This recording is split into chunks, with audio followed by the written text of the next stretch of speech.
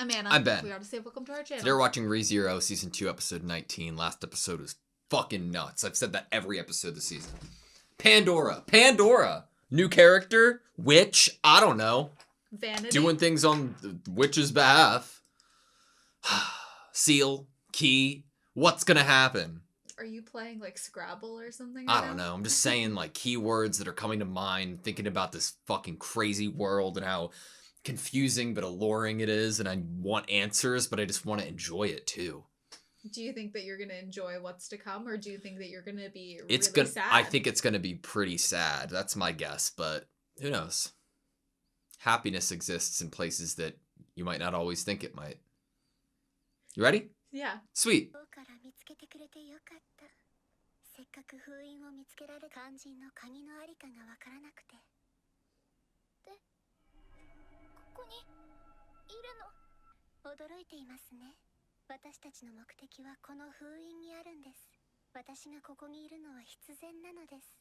A matter of course. Oh, don't watch this. We're not watching this. Okay.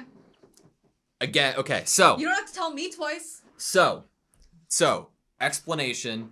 I'm saying that not in the mindset of we have specifically been told not to watch this, but I had heard from a moderator that there was an upcoming intro that we should not be watching. Today we have recorded 2 shows that both have had new intros, and we are recording on a day we usually don't, so the moderator had no room to tell us which it was. So we're going to be playing it extra safe, and apologies if we messed up and we should be watching this, but I don't want to take any risks. Let's listen to the song.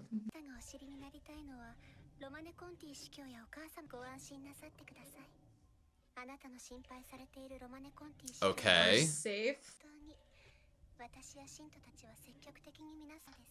Alright. To then do what?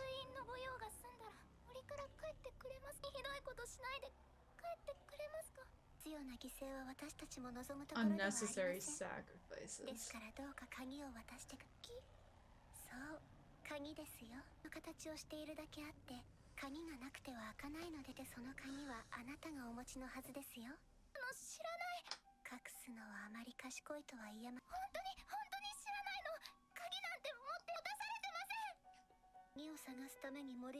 Oh, shit. Oh no, like everything would have gone great if you had the key, but...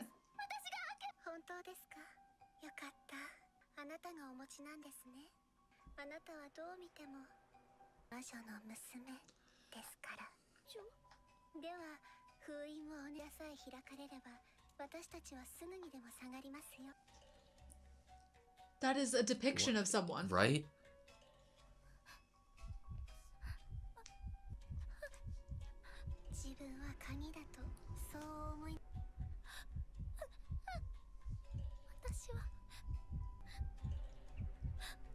What a shot. Holy shit.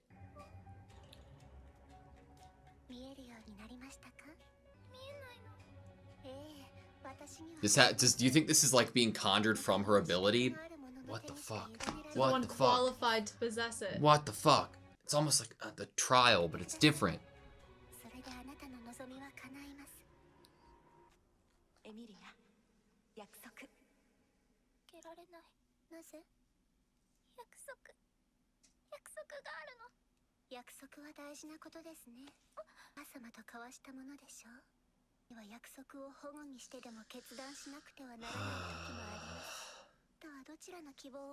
Which hope do you seek?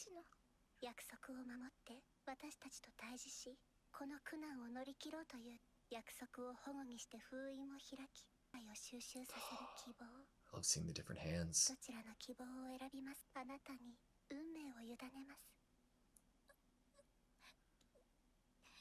Wow.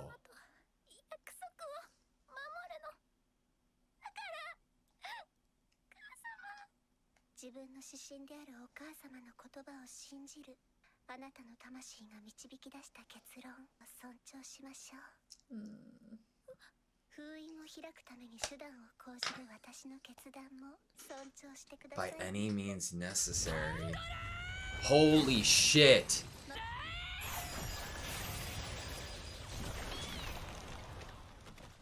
I don't know if Pandora's dead.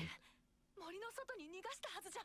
してなんてひどい言い草ではありませんか。あなたを案じてあなたを助けたい一心でここに同じ表情をするとやっぱり What よ the く似 fuck? てですね。は親子。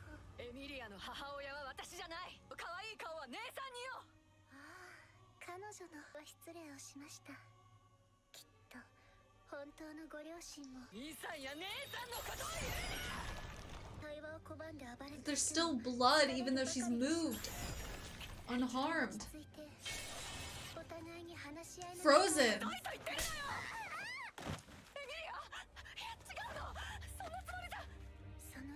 What the fuck? To the one you despise. 娘さんと同じように愛せとは言いません。心遣いで変わるものもあります。バカなことを誰があなたの言うことになんか。ではこうしませんか。の口から娘さんを説得していただくのです。鍵を持っているのは確認できましたが、 Convince your どう daughter. しても扉を開けようとはしてください。あなたとの約束を守るために。私たちもこれ以上何もせずに森を離れると約束し。約束。いい言葉ですね。 Convince her to break it. ごめんなさい、エミリア。アーチは私に白いお花まだから私走って。 The realization that something must have happened to him for him to leave her エミ alone. リア、エミリア、よく守ってくれたわね。偉かったわ。母様、私。エミリア、あなたは私の誇り、私の宝物。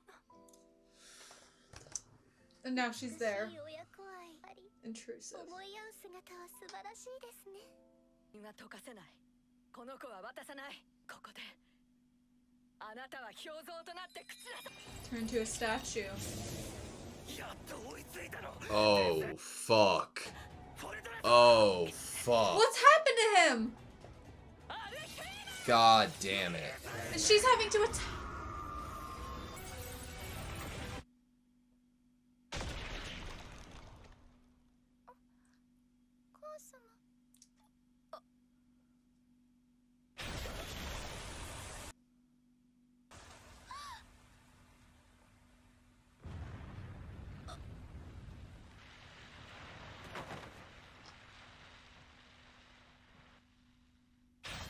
Oh my god, he perceived it! He perceived it wrong! No! Oh my god.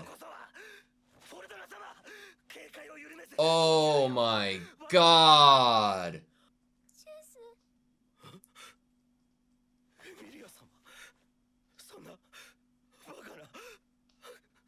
仕方のないことです。だけなのですから。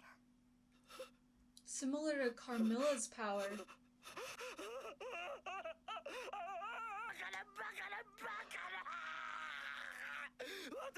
Is he gonna start tearing at his face?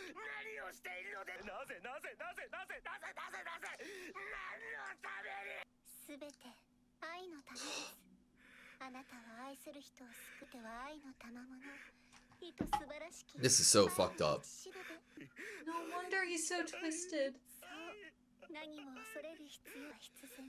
こうなるよう道はここに続いてきた。あなたの愛は間違ってない。 Your love is not wrong. エミリア、母様。いいさ、言われたこと何にも守れなくてさ。怒るよね。許して。 She'll never forgive me. Oh, the reflection of the eyes.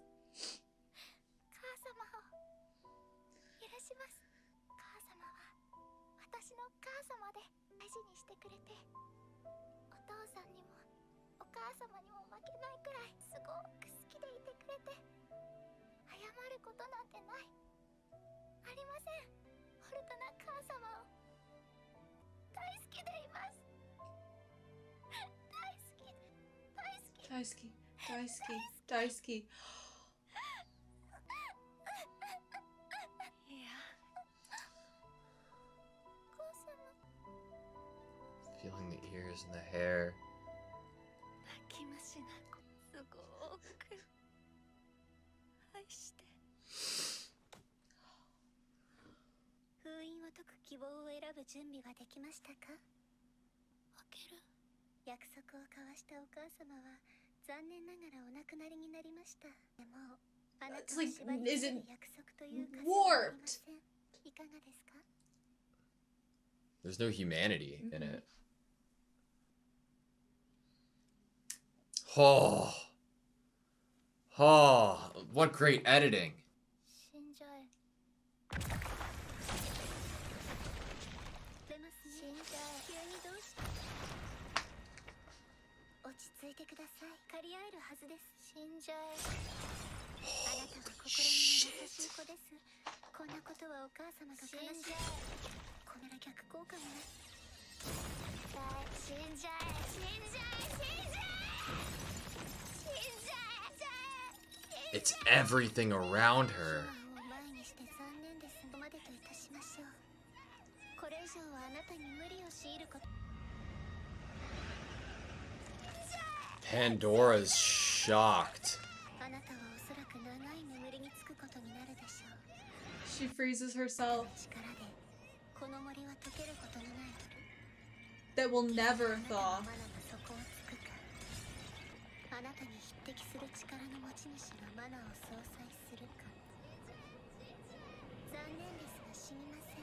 いずれ雪が溶け、氷期が終わるようにまた出会うことになる。 You and I will meet again. ただその時も嫌われていてはさ、今日までの思い出は私の存在を忘れて完結する。 What? ご自由に保管してください。あなたは一生懸命約束を守った。狩りと心に刻んで今のままのあなたでいてくれます。 What the fuck? いずれ来る再会の日を楽しみにしています。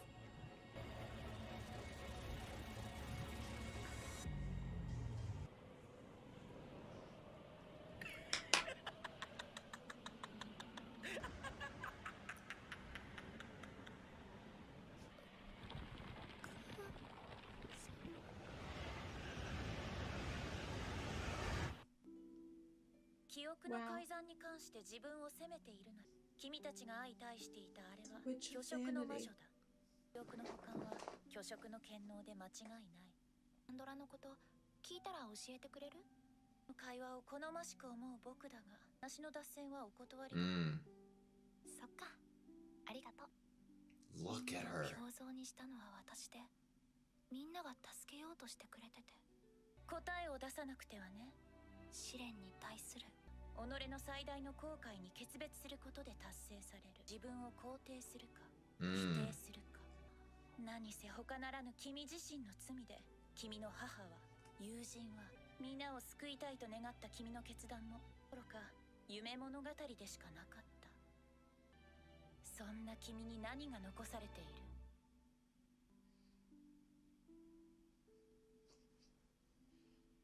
それはもう母様は私を愛してくれていたわ。フォルトナ母様を助けてあげたかった。一緒のベッドで眠りたかった。大好きって何度でも伝えたかった。後悔しているかい？後悔なんてしないわ。約束を守ってあの場所を譲らなかったこと。後悔するとしたら、あの時に力が足りなかったこと。 Wow. 僕頑張れなかったこと。パンドラの言いなりにならなかったことを後悔するなんて絶対にしてあげない。母様は最後まで言ってくれたもん。を守った私を誇りに思うって。あんたは私の宝物だって。その母親は救えない。そんなことはないわ。母様は救えなかった。村のみんなはまだわからない。氷の中で眠りながら今も待ってくれてる。 Waiting for me. 私しか。森は黒蛇に汚染されている。仮に凍土が溶けたとしても、先祖代々の土地には決して残れないとしたら、そんなの悪い想像よ。みんなは助けを待ってる。早く起こしてあげて。私はみんなに怒られるの。出てくれてよかったって笑うのよ。馬鹿げた妄想だよ。いいえ、幸せな未来予想よ。母様は言っていたわ。みんな森を出て普通に暮らせる時が来ると。村のみんなが仲良くできてたみたいに、スバルが私を好きだって言ってくれるみたいに並んで歩けたはずの世界がきっと来 One る day わ。 we should have walked side by side. 表像となった村人の姿があると手で氷漬けにしておいて、すごく謝る。何度だって許してもらえるまで謝る。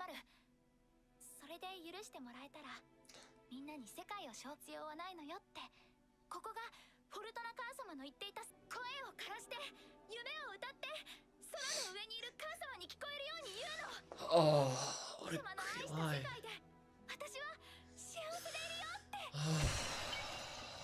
理解したよ。分かっていたつもりでいたが、僕の想像以上。 Exceeds the Oh. expectations. 傲慢で独りよがりで似合ってて。そうね。ダメ？これで試練は終わりだ。母の犠牲を覚悟の言い訳にして、せいぜい身勝手な願いを貫き通すといい。いいわ。私駅殿の悪口慣れてきたもの。残す試練はあと2つ。あと2つも？全部で3つ？残る試練は君には答えないだろうね。Okay. そうなの？生き直った君とはすこぶる相性が悪い。 Now that you're fighting Interesting. back. 合法機なわけだからね。ごく心外。僕は君が嫌いだよ。そんなにあなたのこと嫌いじゃないわ。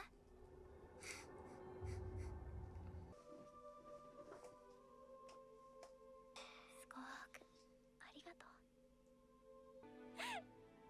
母様。ここはラムさんとリュウズさんに任せましょう。ああ、ツナガーフに来られてシーマ様のお休みを邪魔されてはわしも行くとしようかの。そうしていただける気遣いのできない男たちのそばにリュウズ様を残していくのだ。 Lack of あれ empathy. 今僕もその男たちの中に Just cut it off. Cut it off. 出てくる前になんとか戻ってこねえとな。ミングでわざわざ私の元へ足を運んでくれるとはね。どういったご用件で来 He's たの all か ready. な。してお出迎えなんて、そんな気合い入れられると照れるぜ。ああ、ないかね。またこうして化粧した状態で相対しよう。 Fair. Straight I bet. love this show so そうい much. やそうだったな。もともと私にとって化粧、君の同行者を見れば状況の変化はわかる。ともまあ丁寧に飼いならされたものじゃない。それよりも私にとって気がかりなのは、ですか。入ってきた時から思っていたけど、一体どこの誰さんなのかな。すげえな、おっと。つかす予言書からもはぶられてるって。 Why are you doing my man like this? そんな人物が私と、つまりは彼がそうか。 Change ああ、 things. そうだ。 He's perfect. 最初のお前がこれまで慎重に作り上げてきた盤面に駒が乱入したんだ。それで流れが変わった。 Otto is the unknown. Insignificant friend. 改めて名前を聞いておこうか。オットー・スーエンと申します。辺境伯様にお目通りする機会いただけて光栄です。行商人に過ぎませんが、お見知りおきを。覚えておこう、オットー君。絶対に君を見落とすまいよ。やったな、オット。ロズワールの印象に残ったぜ。僕が望んでたのってこういう覚えられ方じゃなかった。オットー君のおかげで君は立ち直り、勝負に挑む気概を得たわけだ。なんだけど、なんかおかしくねえか。ヒロインが俺を立ち直らせる場面で読めてなくない？そんな非難がましい目で見られても知りませんけど。ここに何をしに来た？降伏勧告だ。聞いたぜ、シーマさんから。敵が作られた本当の理由を。 Tell me. Okay, that was Rezero, Season 2, Episode 19. What are we watching, man? There's so much of it, and there's so many different characters, and so much is happening, and I love it all, and it's awful and tragic, and horrible things happen, but it's so well done. And it was all worth it because of what happens at the end of this episode. Otto getting recognized by Roswell. He's not going to be overlooked next time. It was all worth it. All the pain of Season 1 and Season 2 thus far combined has all been worth it. Because instead of the heroine coming in and sweeping Subaru off his feet, this unknown to the prophecy, this insignificant man has come in to the story. And that is Otto. The Witch of Insignificance. My man. The man, the myth, the legend. The blessed. Man, the Jutsu scene with Fortuna really fucked me up. And I'll like, obviously, the entire idea behind somebody thinking that they are actively saving a person by killing another being twisted and distorted so that you are actually killing the person you're trying to save, that alone is extremely fucked up. Mm-hmm. But the way that it was edited was so well done and so seamless that it really drove home the emotion and, like, in real time what the fuck was actually happening.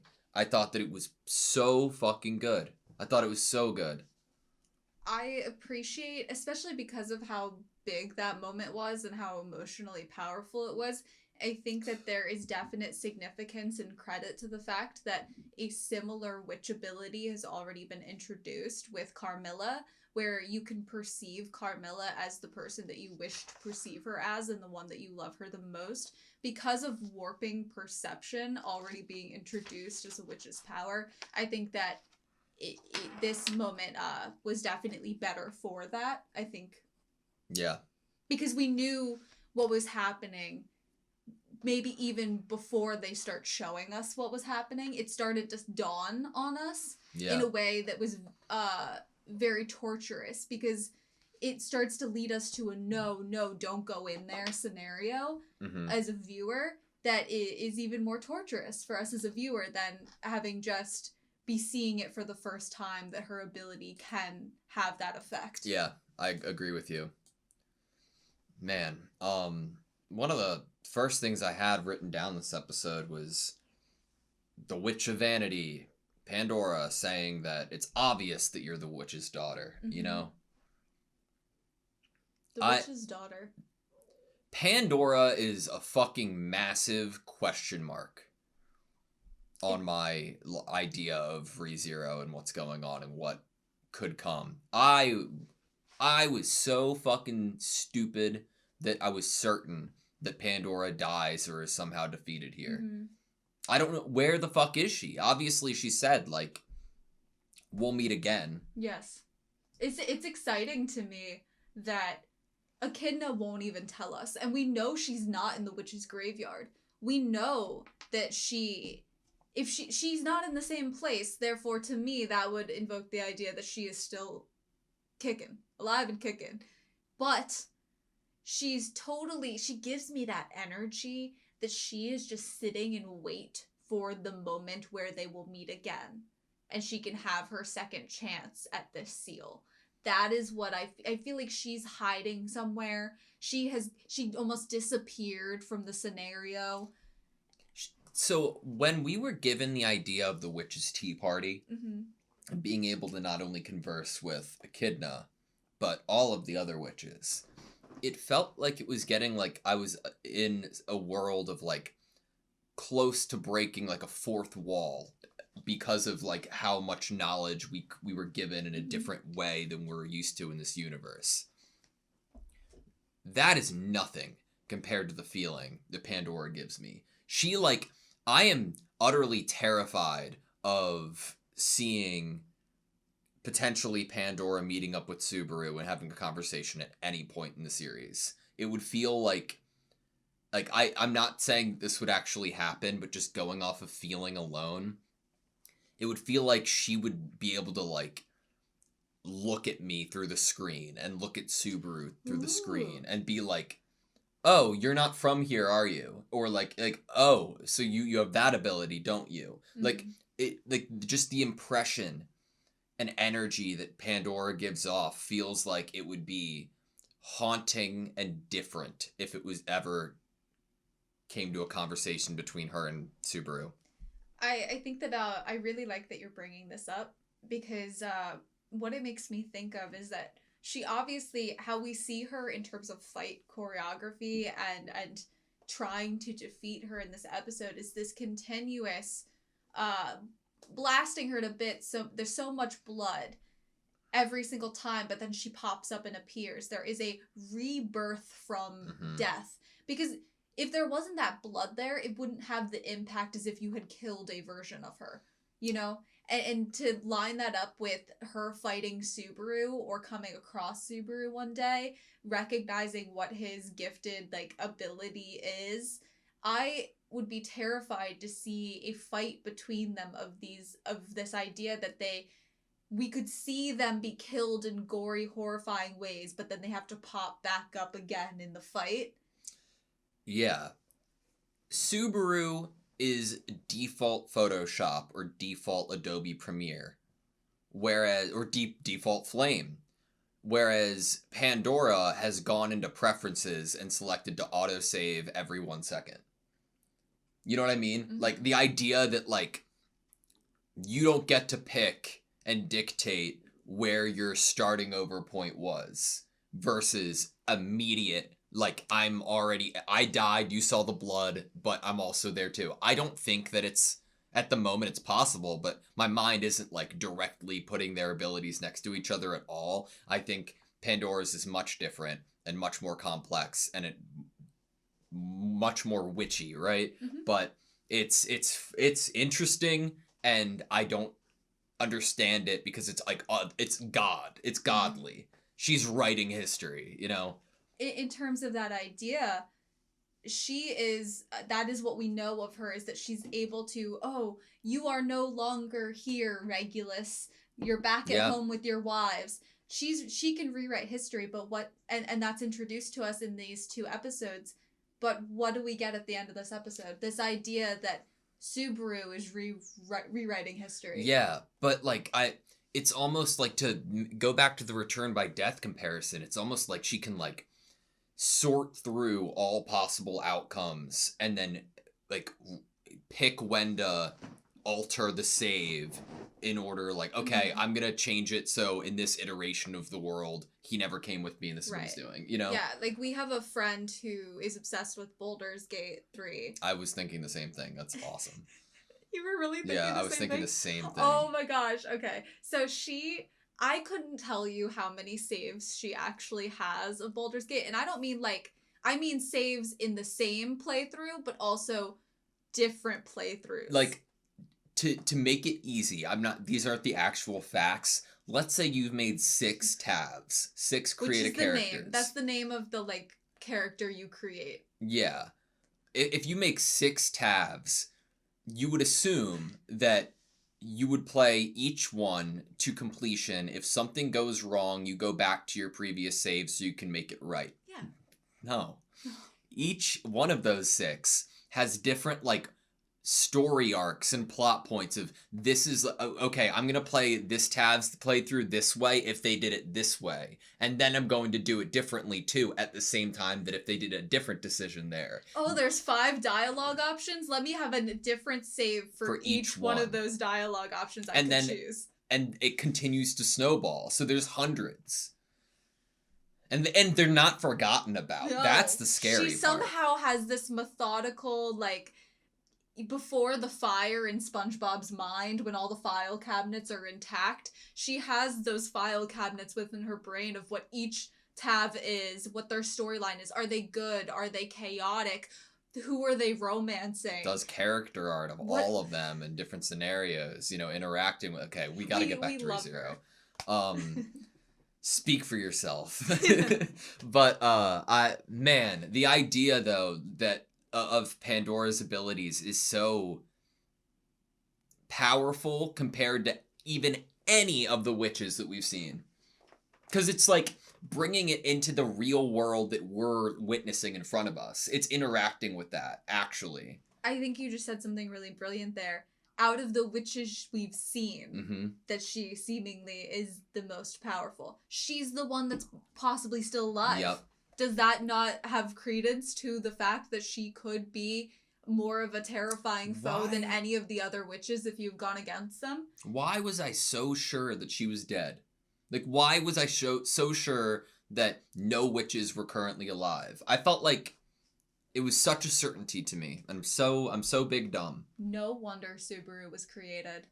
If Pandora is the ultimate foe that you have to face in order to get the future you want, and that's her ability, no wonder Subaru was given what he was given. Yeah. To combat that.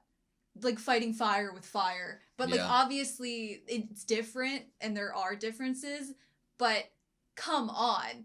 We're being introduced to this one witch that's possibly still around, that is the one that created the turmoil for the girl that you love to begin with. And whoever in Satella who brought Subaru here supposedly gave him this return by death for her daughter, for love. Like, I'm going too much into it. But actually, though, you know how I was going off the deep end last episode about being like, what if this is like a future version? What if Satella is Amelia, but a future version of it?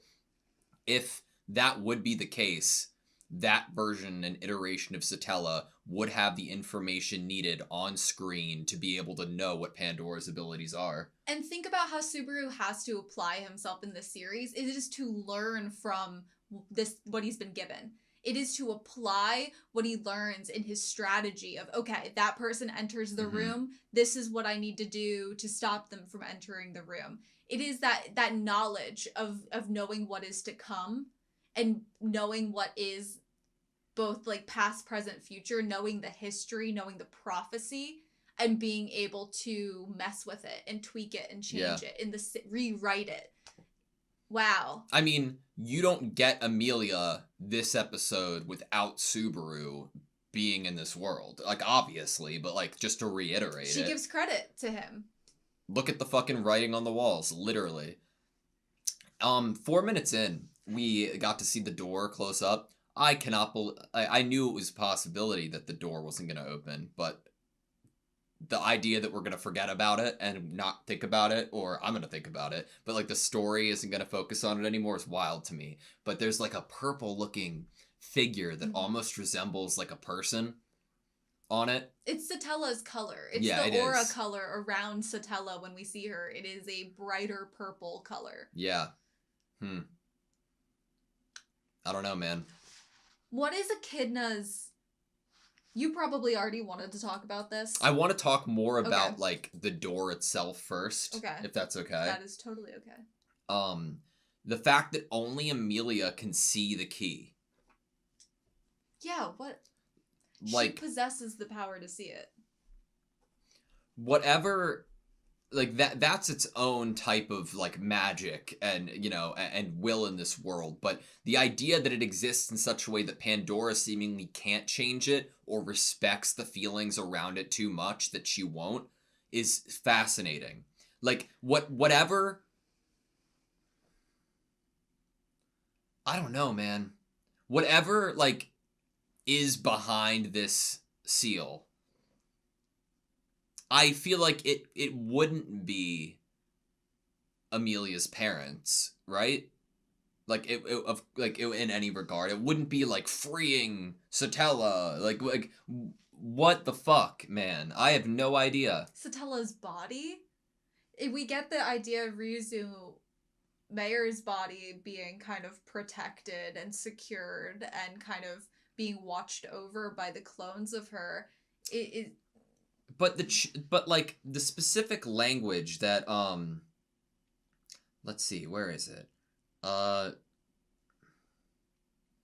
It was something along the lines of, your wife's going to be so angry she'll never forgive me, for like the idea of leaving Amelia and having the seal unlocked, right? Mm-hmm.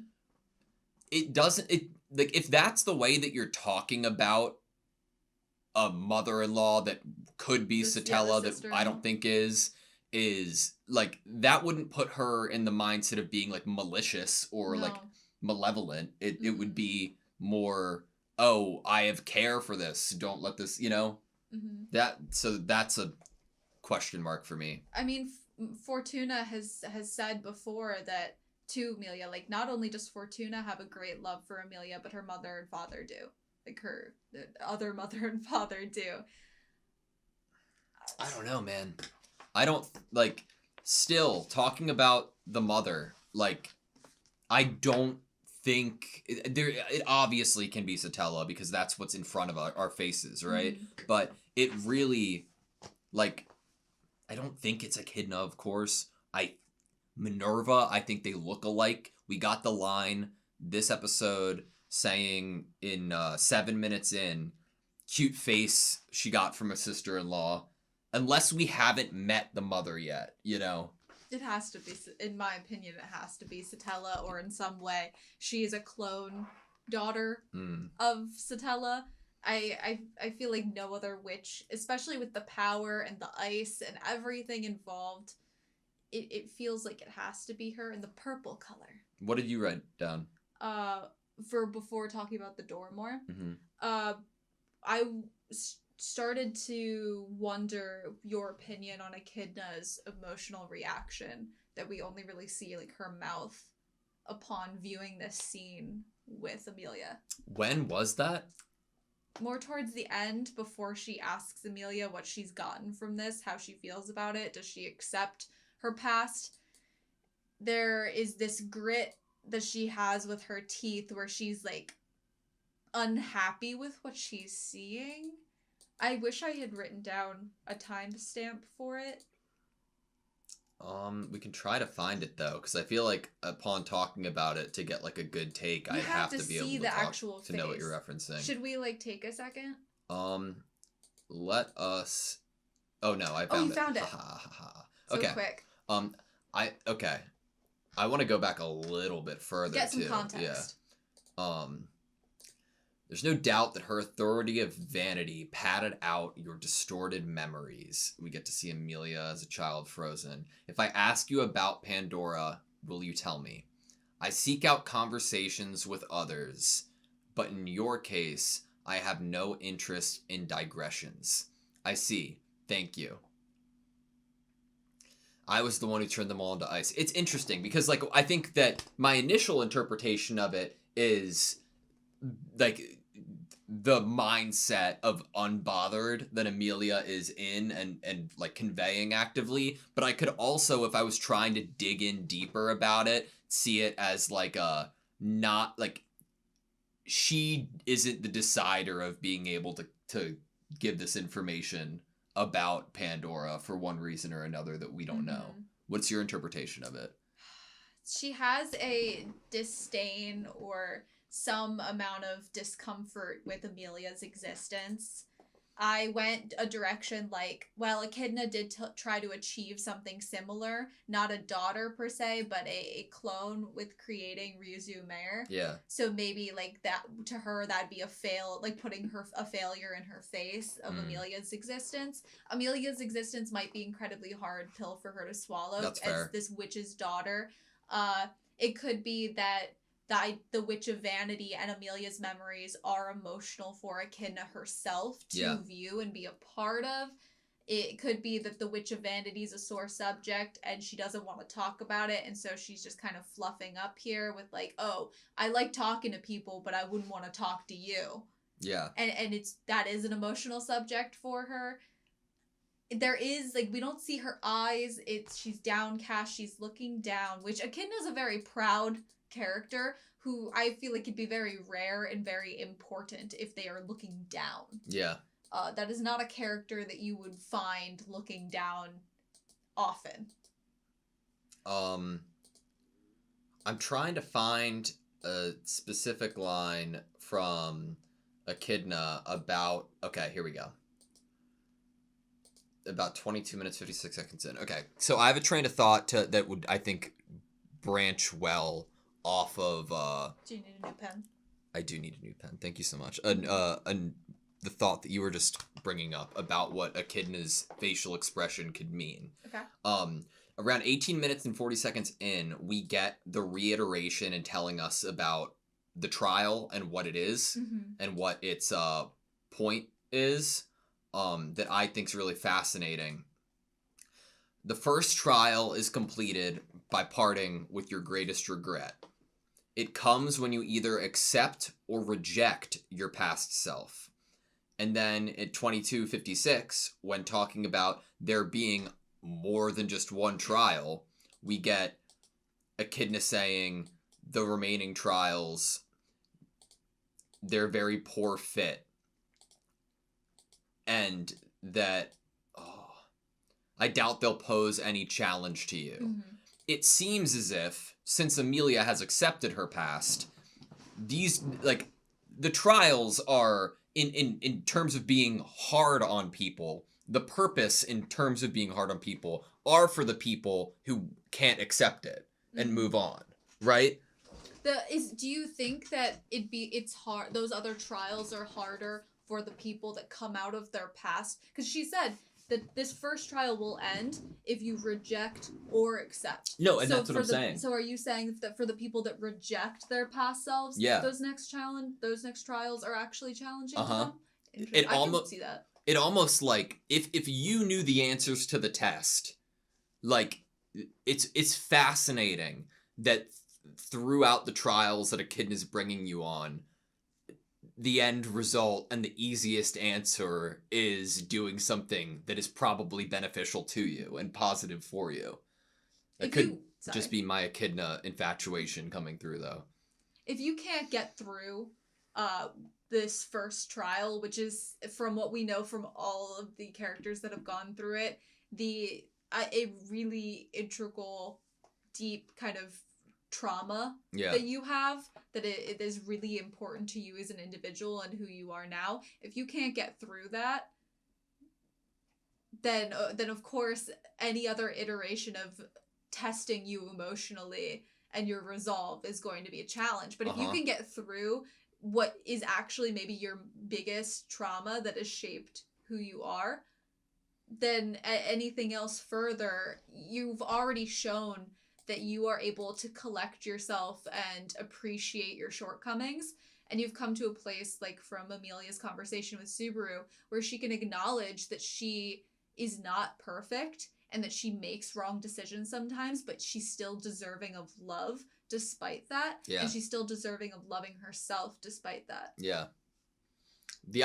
Okay, let's say Amelia does reject her past here. What would be the next trial that would make it harder? Would it be like a distortion of the thing that you just rejected to see why it could have been a better outcome? Or like what? There's so many possibilities, you know? Right. I kind of like, in a way, I'm like, are we not going to see the other two? I'm completely with you. I wrote it down. I wanted to talk about if you thought we were even going to see them. I'm going to go with no. I mean, immediately I was like, nah, we don't even need to see them. But with how the end of the episode like happened and Subaru being like, we need to make it back before this and that, and Amelia's done with it, I'm like, okay, we could, you know? We could, but in terms of like what screen time, and nothing you put on the screen, nothing you include in a narrative is for nothing. Yeah. And if this is going to be so not pose any challenge to her, then is there really much purpose of showing us it? And that's an open question. There could totally be purpose to it. But it's a question that should be posed. Like, if it's not going to be a challenge for her and she's already gotten what she needed to get from this interaction with the sanctuary and Echidna and the challenges, then what purpose is it to show us, the viewer, in the narrative? Yeah. That's fair. There was a line of like 7-8 minutes in from Pandora towards Fortuna saying, can you not direct even a tiny bit of that emotion to the one you despise? And there's also a line, like a paraphrasing here, change with a little sympathy. What the fuck? Like, what is Pandora asking for here by saying that? Like, what would their motive and goal be, and ideal outcome that you could even muster up the words, like, change with a little bit of sympathy? It's only because to me, that they exist on a level that is inhuman. Yeah. That this line to us... What other way could you look at them that's like... If you don't fully grasp emotion and how people would feel, then this question is kind of like I guess it's more a curiosity on Pandora's end. I think I get what you're saying. I think there is something that it's like even though that Pandora has a very inhumane way of handling these kind of interactions, especially immediately talking to Amelia the second that Fortuna's dead and being like, okay, problem's over, no need to have a promise anymore. Yeah, like I acknowledge that, but it has to be coming from a place, and by that I mean like there has to be a desire that Pandora has. We know there is. Mm-hmm. And like where that's born from is so interesting to me. At the moment, I'm like, whoever started or was like founding, this feels like Mormonism. Like that's I know it's ridiculous. I think that like it feels like a branching off of like a religion. It feels like we saw so many people there with Jusu. Mm-hmm. So many other people. Yet there's other people using the same type of terminology at a completely different end with completely different odds. Where the fuck was the dividing line? Mm-hmm. Where did the one path turn into two? Because I feel like they have to be connected at a certain point. Right. It felt like Pandora knew very well what Jusu had in his box and what that was. Mm-hmm. And she was excited by him bringing it out. The display. I do want to talk about her interaction with him in this episode. So if you still have more to say about what Mormonism, we're currently talking Mormonism, then I will not go into that. Go for it. Or do you have somewhere else that you'd like to go first? Sometimes you have like some more chronological stuff you want to go for. I have something very short that I wanted to compliment real quick. Okay. Voice acting for Jusu is obviously great. One thing that killed me was Pandora whispering "for love" into. Do you have that written down? That's what I was gonna. 11:50, 11 minutes in. Your love is not wrong. It was haunting. All for love. God, that's what you were gonna go to next? Jesus. Because it needs to be talked about. Like, no wonder the fact that you as whoever wrote this made sense of all of his dialogue from season 1 Yep. and the way he acts, the way he laughs, how unhinged he is, but specifically the dialogue. Mm-hmm. All of his dialogue makes sense now because of all this of one moment. That her whispering to him and what she whispers to him, now everything he says is even more fucked.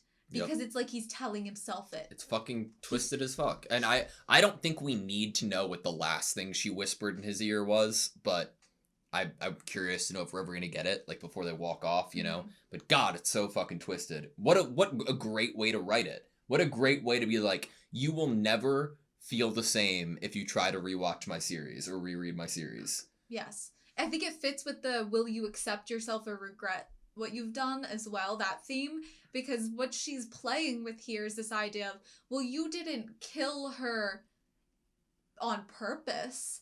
You tried to protect her for love. You loved her so much you tried with all your might to protect her, and that is a statement about you that you should hold on to, which is so warped because that's true. Mm-hmm. Like, he should not blame himself too heavily for what transpires here. That is true, but she's warping it. She's using it against him, and who knows what her motives are, so I can't even say against him, but she's definitely warping his mind here.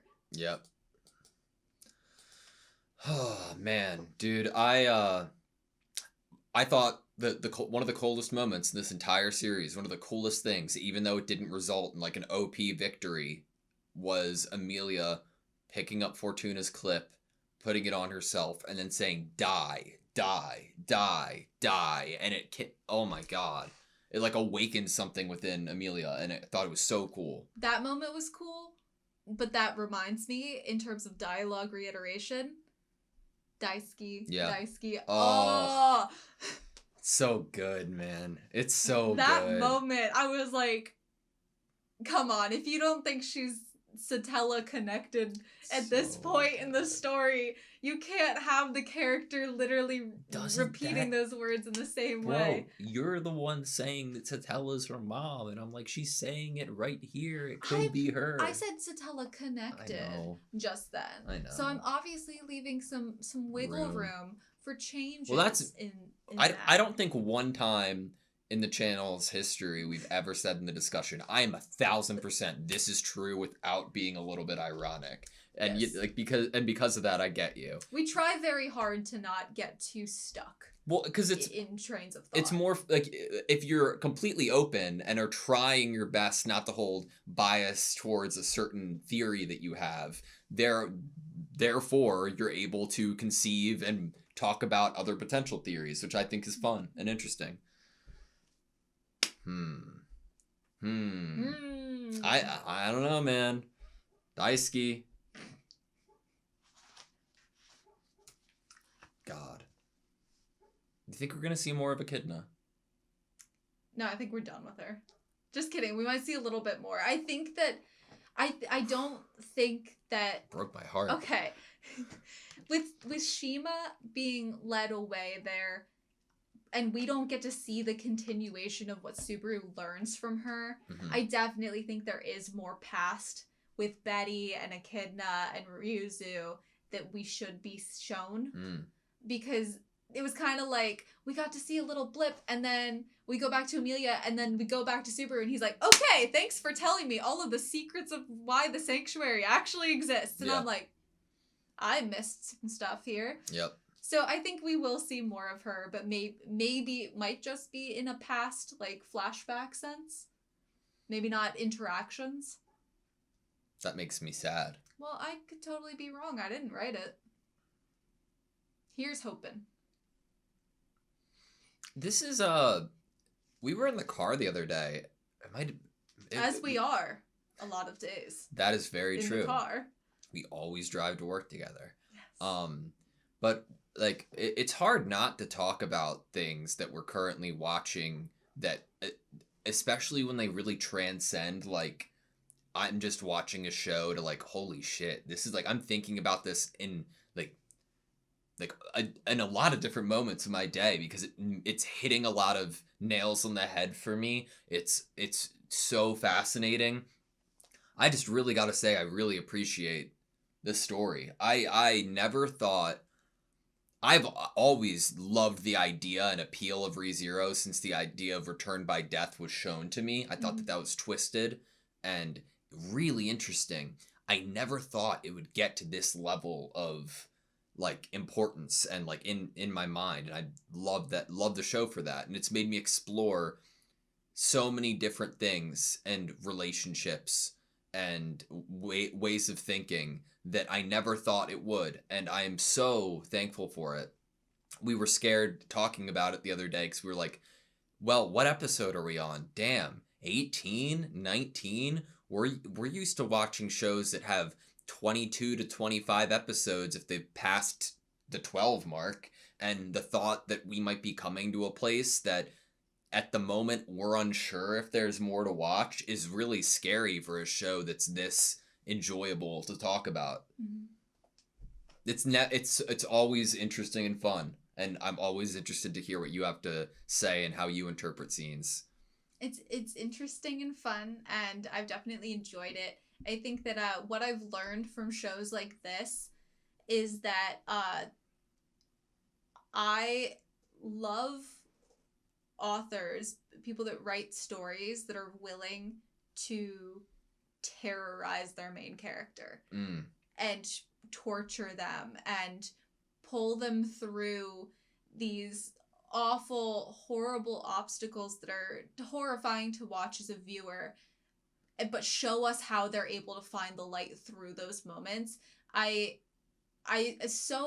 know that like when a writer is writing a story, oftentimes their main character or their characters in general are like children to them. They're babies. Yeah. Oh, to be able to put something you've crafted, a character that you are putting love into, they have all these wonderful qualities, you love them, you care about them, you want the best for them even though they're on the page and they're not real, and to be willing to put them through all of these torturous scenarios, but show the viewer not only those torturous scenarios, but bring them through it.